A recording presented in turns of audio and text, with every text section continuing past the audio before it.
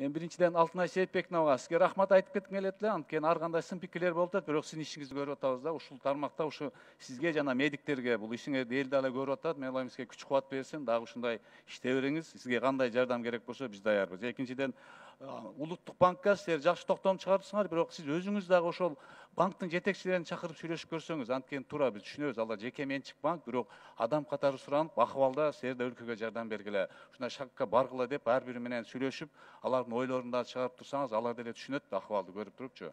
Үчүнчүдөн, Мухаммед Калдышекевич, тез арада өкмөт кичи жана орто бизнести текшерүүгө мораторий жарыялаш керек.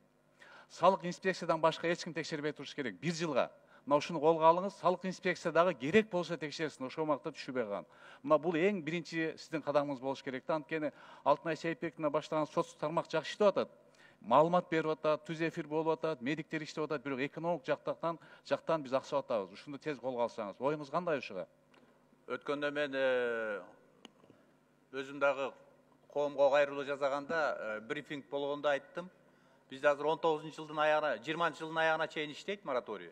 Андан кийин да 1 жылга жылдырганга азыр иш чараны иштеп атабыз.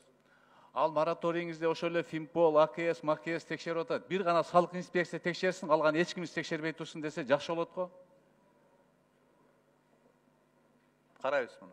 Экинчи маселе, азыр мына товар вирус адам менен келет, товар менен келбейт да. Ошон үчүн Кыргызстанга келген жана Кыргызстандан чыккан товарлардын жүгүртүүсүн дагы жолго коюш керек да. Товарларды келтирип чыгарганга мүмкүнчүлүк бериш керек.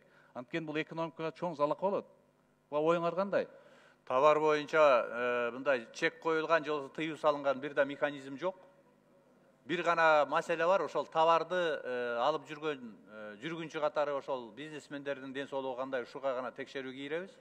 Калган товардын кыймыл аракети боюнча эч кандай чектөө жок. Кирүү боюнча да, экспорт боюнча дагы. Ушуга дагы жеңилдик берсеңер, анткени убакыт келди, азыр өкмөт колго алыш керек бийликти. Колго алып чечкиндүү чара көрүш керек да. Азыр бардыгы силерди карап отурат да, эл журт барычы. Анан силер кандай чечим кабыл алсаңар да, кээ бир нерсе мүмкүн туура эмести, бирок жалпы элдин, өлкөнүн кызыкчылыгын карап туруп, катуу баягы тартипти чакырып, чечим кабыл алсаңыздар, бул өтө маанилүү. Анткени бул нерсе мына Европа мамлекеттери, мен деген күчтүү мамлекеттерде коркуп атат будан алдын алайын деп. Ошон үчүн силерге ушуну каалап кетет элем. Рахмат силерге.